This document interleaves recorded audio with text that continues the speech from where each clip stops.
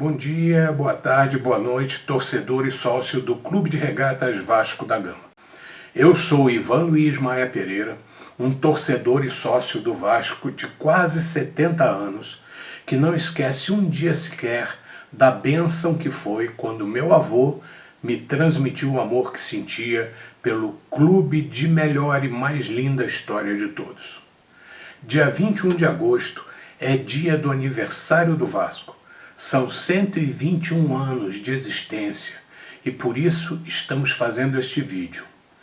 Não interessa se você está assistindo antes ou depois, porque o assunto se enquadra perfeitamente à data.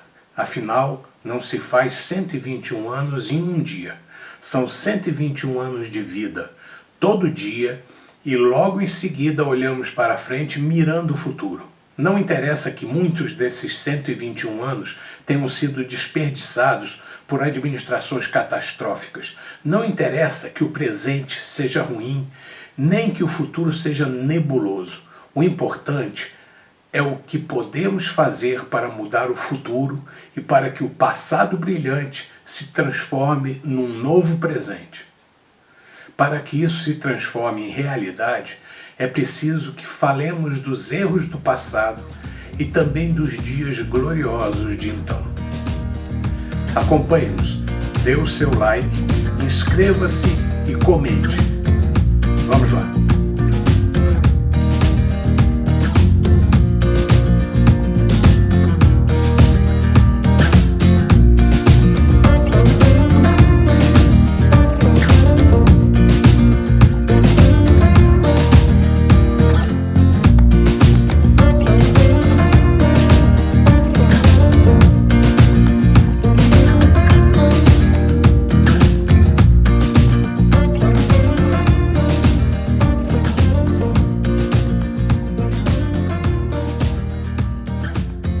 No dia 21 de agosto de 1898, 62 rapazes se reuniram e formaram uma associação para a prática de remo.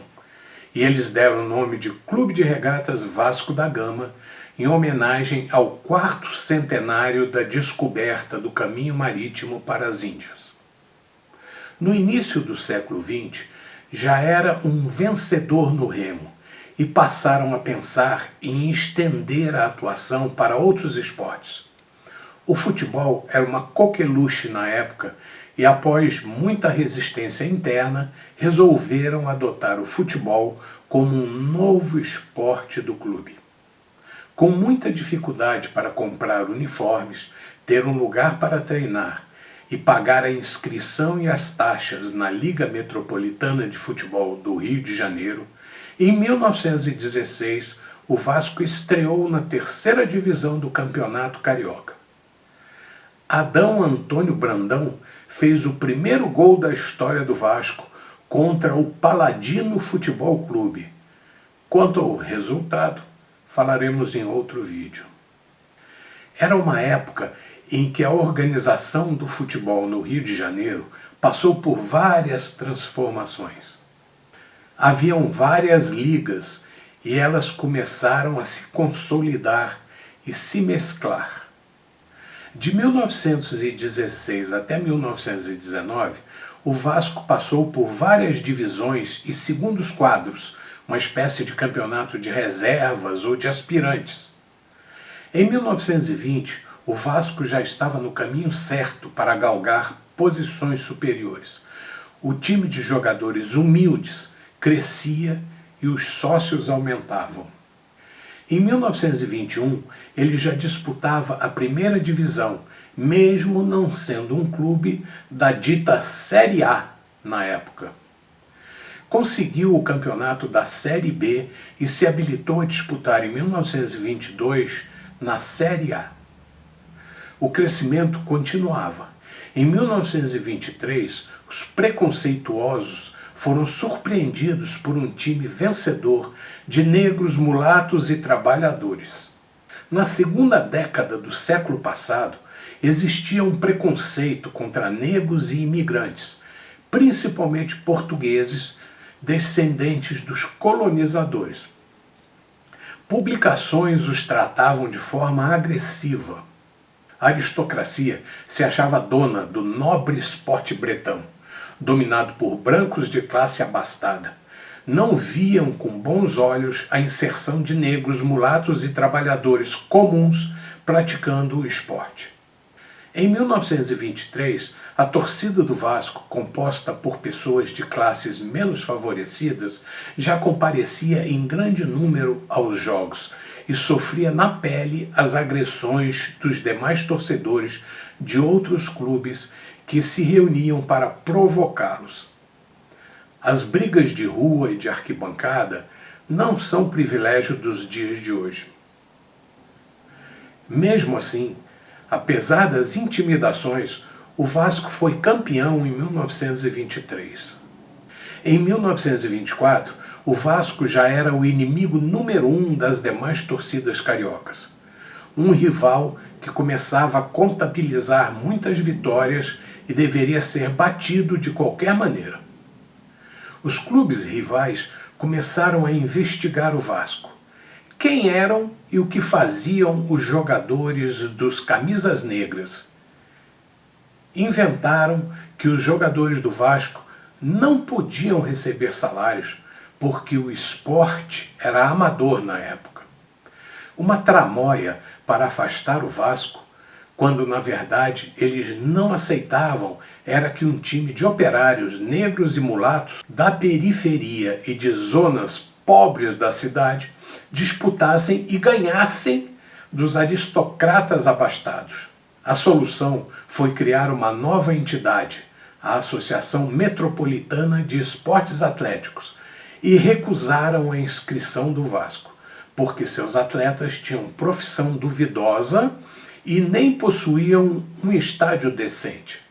O Vasco precisaria excluir a maioria dos seus jogadores, por coincidência todos negros e operários.